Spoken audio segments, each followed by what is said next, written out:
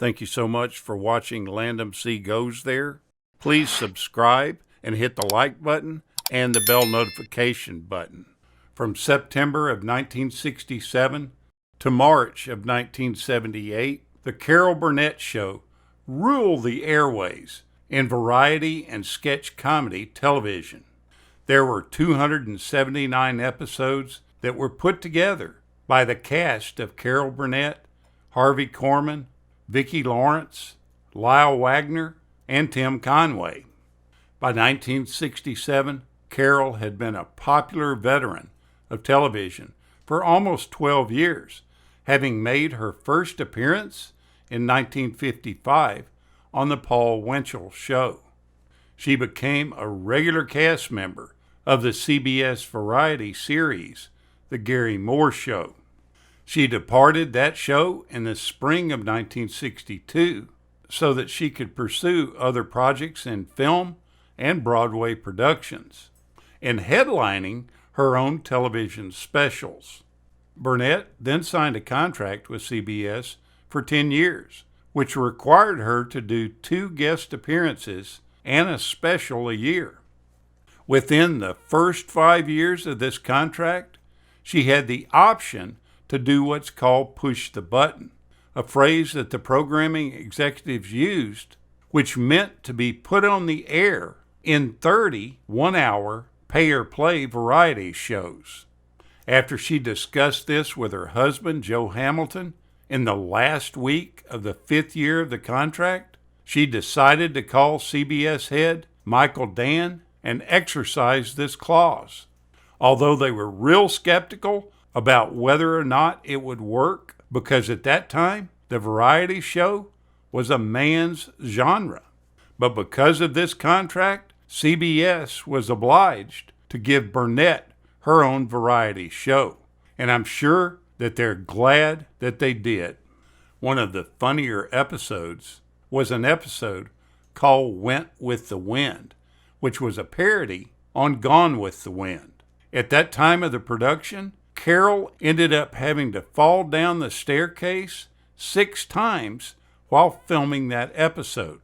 But it probably is one of the funniest moments in television history when Carol Burnett emerges in this massive green curtain dress. She states that it was a struggle to shoot this segment. She tumbled down the stairs 6 times, 2 times in the morning run-through, 2 times in the dress rehearsal, and twice in the aired show. Oddly enough, she didn't get hurt at all while doing this. The stunning gowns that you see her wear in the series all had pockets on them. Fashion designer Bob Mackie crafted these glorious gowns and costumes worn by Burnett throughout the entire series, both in her monologues and in the sketches. She would wear a different Bob Mackie opening gown every week. And she told him that at times she really didn't know what to do with her hands.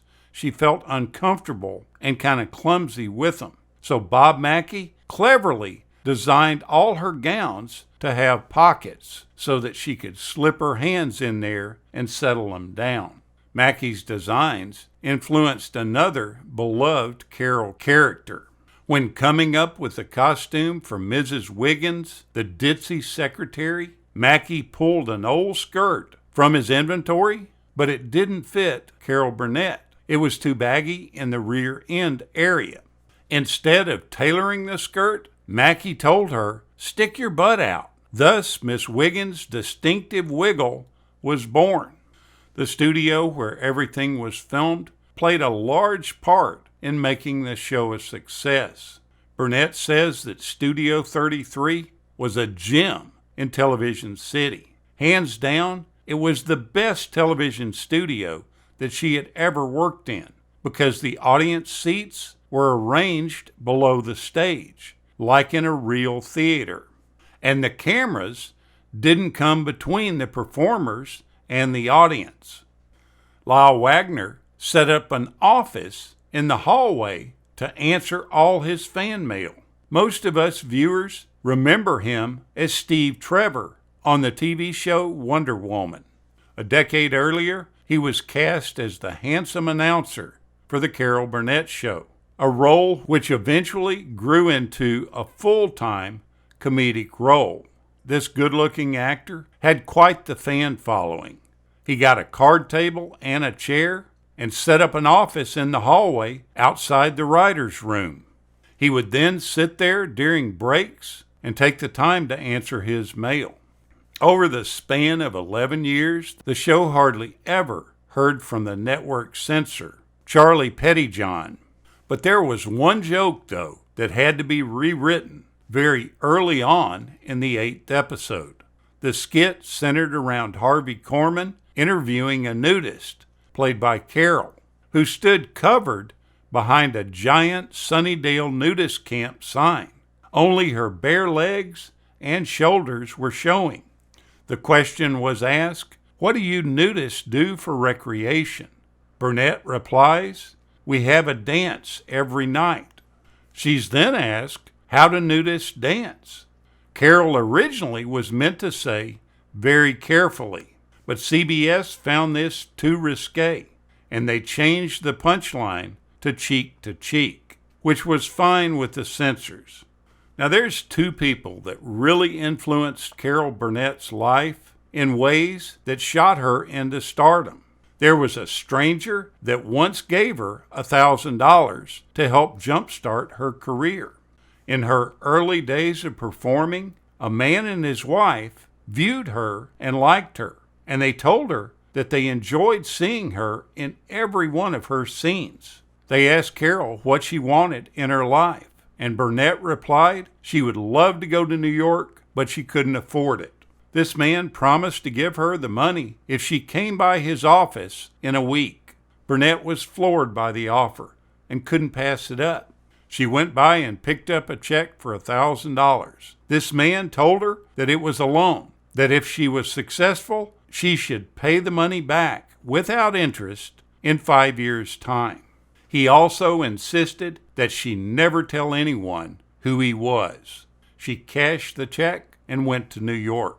The other person that was a life-changing member of Carol's career came in the form of a person that paid her college tuition at UCLA.